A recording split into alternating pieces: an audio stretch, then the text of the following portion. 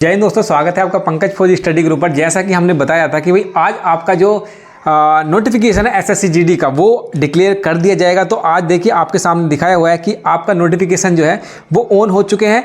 कोई भी गलती नहीं करनी है, कोई भी हड़बड़ीबाजी नहीं करनी है जिससे कि आपको परेशानी आए कि आपको फॉर्म भरते हुए करेक्शन नहीं होगा। तो A to Z 10 से 15 मिनट की ये वीडियो होने वाली है। A to Z चीज़ें इसमें मैं समझा दूंगा जिससे कि आपको फॉर्म भरते हुए कोई भी दिक्कत ना हो।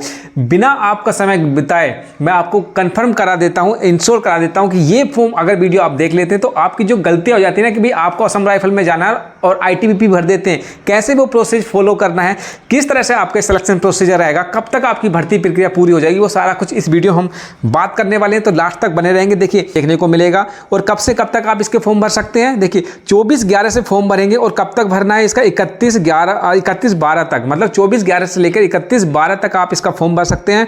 और last date and time for making online payment कब है, 1/1/2024 को आप इसकी ऑनलाइन जो पेमेंट है वो कर सकते हैं। उसके बाद आप विंडो ओपन होगी, करेक्शन कर सकते हैं आप अपने फॉर्म में। अगर आपसे कोई गलती हो जाती है तो उसका आप करेक्शन कर सकते हैं। और पेमेंट कब से कब तक कर सकते हैं, 4 जनवरी से लेकर 6 जनवरी तक आप इसको प्रोसेस को अपना सकते हैं। उसके बाद कंप्यूटर बेस्ड एग्जाम जो होगा आपका फरवरी और मार्च में आपका एग्जाम होने के पूरे चांसेस हैं। तो लमसम आपके पास देख लीजिए कितना ही समय है, क्योंकि 31 दिसंबर तक आप भरेंगे, फरवरी में है तो 2 से 3 महीने आपके पास ये रहने वाला है।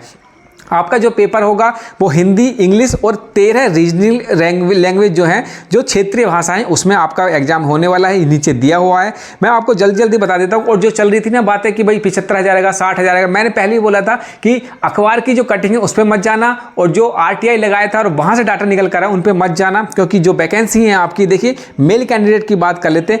SC कैंडिडेट की आपकी 3334 वैकेंसी है, ST की 2354 वैकेंसी है, OBC की 4776 वैकेंसी है, EWS की मेल की आपकी 3257 वैकेंसी है, जनरल की है 9626 वैकेंसी, और टोटल मिलाकर जनरल कैंडिडेट की 23,347 वैकेंसी है। BSF में आपकी आई हैं 5211, CISF में आई है 99,913, 3266 आई हैं आपकी CRPF में। CRPF में बहुत कम वैकेंसी आई है, बोले 24,000 आएंगी, 29,000 की नहीं आई हैं। SSB में 593 वैकेंसी हैं, ITBP में 2694 वैकेंसी हैं, असम राइफल में 1448 वैकेंसी है, और SSF में आपकी 222 वैकेंसी यहाँ पर देखने को मिलेंगी। और टोटल मिलाकर 23,347 वैकेंसी है मेल कैंडिडेट की। फीमेल की अगर हम बात करें तो यहाँ पर आपको निकल के आएंगी, देखिए ये आपकी वैकेंसी है टोटल 2799, और टोटल मिलाकर मेल और फीमेल की मिलाकर कितनी हो जाएगी, 26,146 वैकेंसी यहाँ पर देखने को मिलेंगी। तो ये टोटल वैकेंसी का आपका सारा डाटा बता दिया कि कितनी वैकेंसी। और पे लेवल 3 में 21,700 से लेकर 69,100 तक ये रहने वाला है। आगे मैं चलूँ, एज लिमिट की बात कर लेते हैं। जैसे कि मैंने आपको बताया था कि अपनी मेरी कल परसों की वीडियो देख लेना, उसमें मैंने बोला था कि आपको एज रिलैक्सेशन नहीं मिलेगा, एज रिलैक्सेशन नहीं देखने को मिला है।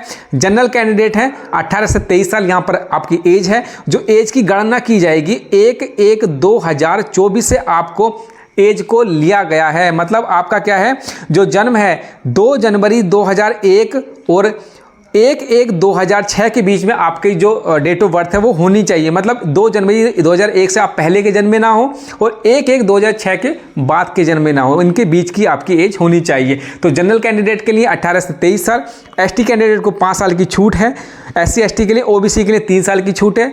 आप देख लीजिएगा, आप जनरल, OBC, EWS किस में आते हैं वो सब नीचे यहाँ पर डिटेल से दिया हुआ है। आगे चलते हैं, मैंने बता दिया है कि आपकी जो गणना है वो किस तरह से इसमें रहने वाली है। आगे ये कुछ जनरल इंस्ट्रक्शन दिए हैं। उसके बाद एजुकेशन क्वालिफिकेशन की बात करते हैं तो मिनिमम आप 10th पास होने चाहिए किसी भी रिकॉग्नाइज्ड बोर्ड से, तो आप इसके लिए एलिजिबल हो जाते हैं। और आपका जो डॉक्यूमेंट्स हैं जितने भी हैं वो आपके एजुकेशन क्वालिफिकेशन 1/1/2024 तक आपके कंप्लीट बने होने चाहिए, उसके बाद के नहीं होने चाहिए। अगर NCC की बात करें तो NCC C सर्टिफिकेट है, 5 नंबर आपको दिए जाएंगे, B 5%, B है तो आपको 3%, उसके बाद A है तो आपको 2% की यहाँ पर बेनिफिट देखने को मिलने वाला वाला है। आगे चलते हैं, फीस की बात कर ले तो मिनिमम आपको 100 रुपये यहाँ पर चालान यहाँ पर आपको देना पड़ेगा। लेकिन आप फीमेल कैंडिडेट है, एससी कैंडिडेट है, एसटी कैंडिडेट है, ईडब्ल्यूएस है, उनके लिए कोई भी फीस यहाँ पर नहीं है, उनको एग्जम्प्टेड यहाँ पर रखा गया है।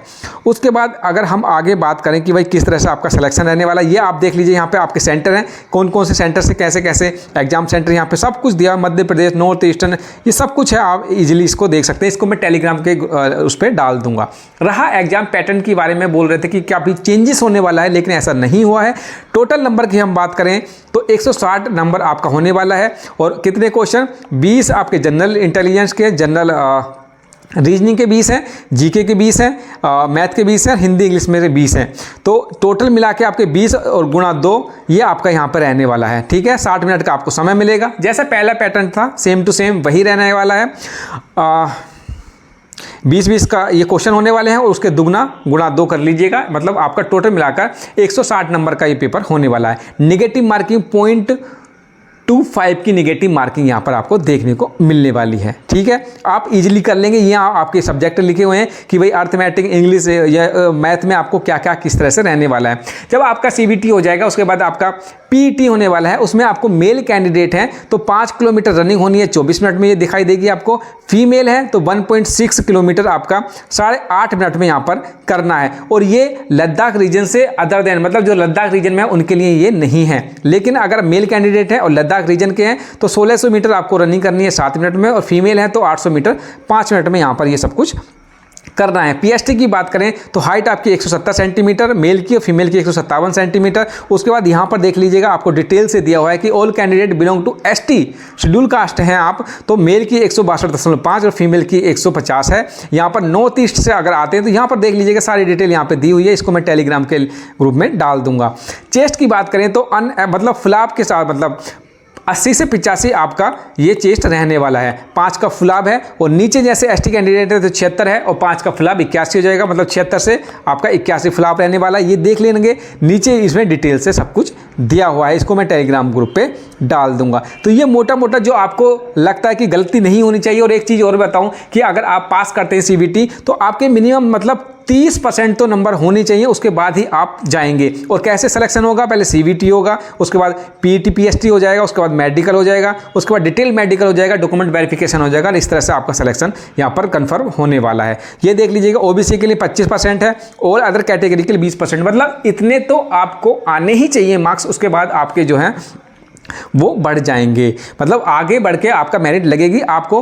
और 8 गुना सीबीटी में आपको 8 गुना बच्चे पीटी पीएसटी के लिए ये करने वाले हैं, उसके बाद ही आपका सिलेक्शन होगा। मतलब वैकेंसी का 8 गुना 26,000 के आसपास है, उनका 8 गुना ये यहाँ पर लेने वाले हैं। अब कैसे आपको फॉर्म भरना है, मतलब आपको मान लो बीएसएफ चाहिए तो बीएसएफ के लिए बीएसएफ नहीं डालना, वहाँ पर आपको कोड डालना है ए। सीआईएसएफ के लिए उन्होंने कोड दिया है बी, सीआरपी के सी, एसएसबी का डी, आईटीबी का ई, असम राइफल का एफ और एसएसएफ का एच। तो मान लीजिएगा आपको सीआरपी चाहिए पहले, तो सीआरपीएफ के लिए आपको सी डालना पड़ेगा, एसएसबी के लिए डी डालना पड़ेगा। इस तरह से ये कोड करके आपको फॉर्म भरना होगा। तो ये डिटेल से मैंने बता दिया है। और आपको ये फॉर्म भरना है तो वो पढ़ना पड़ेगा। पढ़ने के लिए आपको ये किरण पब्लिकेशन की बेहतरीन बुक मार्केट में आ गई है। आप चाहे मैथ की बात कर लें, रीजनिंग की, जीके जीएस, जिसकी भी आप हिंदी इंग्लिश की करें, अच्छा आपको कंटेंट मिलेगा। प्रैक्टिस सेट जितना करेंगे वो अच्छा रहेगा। तो उसमें आपको 2019 से लेकर 2023 तक के प्रैक्टिस सेट है, 120 प्रैक्टिस सेट है, उसको आप अप्लाई कर लीजिएगा। अच्छी बुक है, उसको आप पढ़ के अपनी तैयारी बेहतरीन कर सकते हैं। तो ये सब कुछ था, इसको मैं टेलीग्राम पे डाल दूंगा। चलिए मिलते हैं अगले वीडियो में, तब तक के लिए जय हिंद।